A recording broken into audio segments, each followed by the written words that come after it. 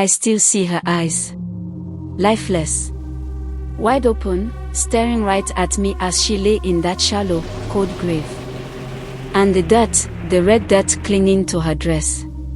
I never thought I'd see that kind of darkness here in my village. My name is Olamide, and I was there when it all happened. They said it was just an ancient tradition. That it was needed to make the harvest strong, to keep the rivers flowing. But why did it have to be Abike, my best friend? I can't forget her face that night when they came for her. It started on a quiet evening. The sun had set, casting long shadows across the village square, where people murmured among themselves. I'd never seen the adults so tense, their voices hushed, whispering about something old, something powerful. I tried to listen in, picking up bits and pieces from my mother and the other women.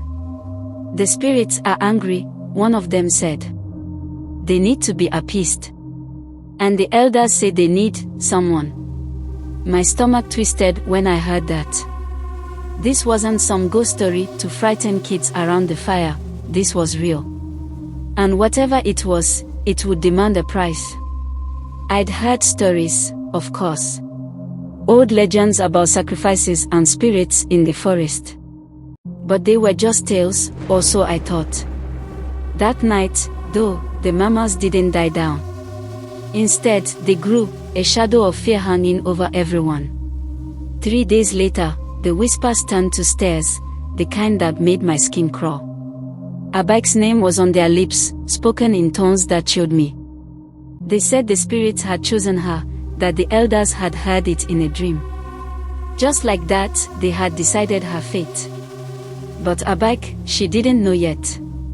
I wanted to warn her, to scream and drag her away from the village, but my throat felt tight, and I was afraid.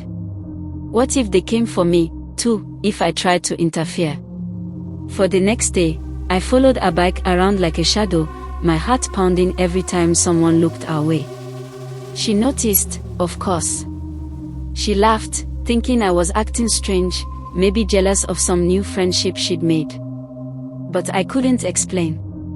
How could I tell her that our village had betrayed her, that the people she'd known all her life were plotting against her? Then, the night came. The night they took her. It was late. The stars were bright above, a cold light in the dark sky.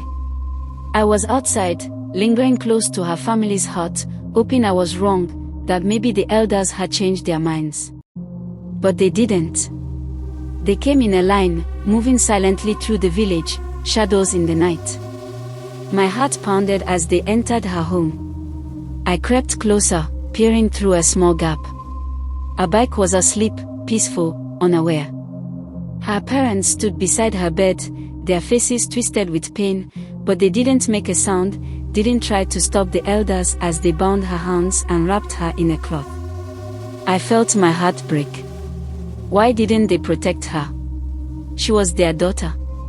Abike woke up, groggy and confused. Then she saw the ropes and struggled, panic filling her eyes. Mama.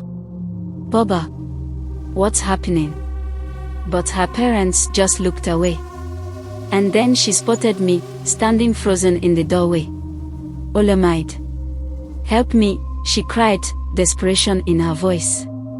I wanted to run to her, to pull her free, but my feet felt stuck to the ground. And deep inside, I knew that if I tried to interfere, they might take me too. They led her out of the hut, dragging her toward the edge of the village, where the dense forest loomed.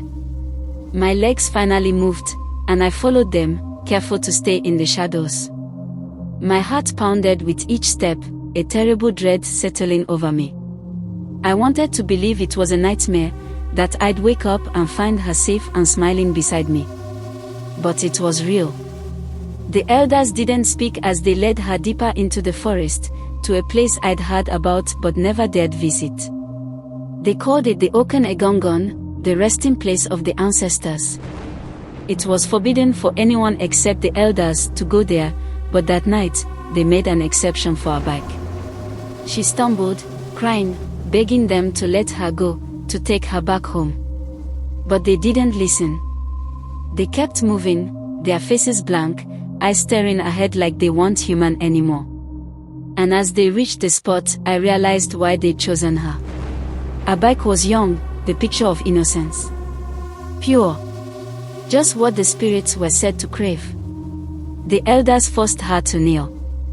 Her body shook with fear, and she looked around wildly, searching for someone, anyone to help her. I could see her lips moving, muttering prayers, begging them to let her live. But they didn't listen. They had to finish what was started, they said, their voices flat, empty. And then she saw me, hiding among the trees. Her eyes locked onto mine, her face streaked with tears. Olamide, please, help me. I held my breath, terrified they'd see me. My heart screamed at me to run to her, to stop them, but fear kept me rooted in place, watching helplessly. I felt like a coward, like a traitor. Then they began the ritual. One of the elders stepped forward, a small, sharp blade glinting in his hand. I watched as they did what they'd come to do. Her cries echoed through the trees, fading as the night swallowed them. My knees buckled, and I covered my mouth to keep from screaming. When it was over, they covered her body with the cold, red dirt. Silent, like the forest itself was holding its breath, watching. And just as quickly as they'd come, they left, disappearing into the darkness.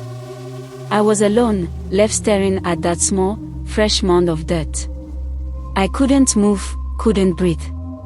I felt like I'd left a part of myself there, buried beside her. When I finally found the strength to walk away, I swore I heard her voice, soft, barely a whisper in the wind, calling my name. Back in the village, everyone acted as if nothing had happened. They smiled, they laughed, they went about their day like it was any other. They said Abike had gone to live with the spirits, that she was at peace. But I knew the truth. I had seen it all, and I knew I could never forget. Sometimes, at night, I think I hear her. I hear her crying, calling my name. And when I close my eyes, I see her face, those wide, terrified eyes staring back at me, asking me why I didn't help her. But I have no answer. Only silence.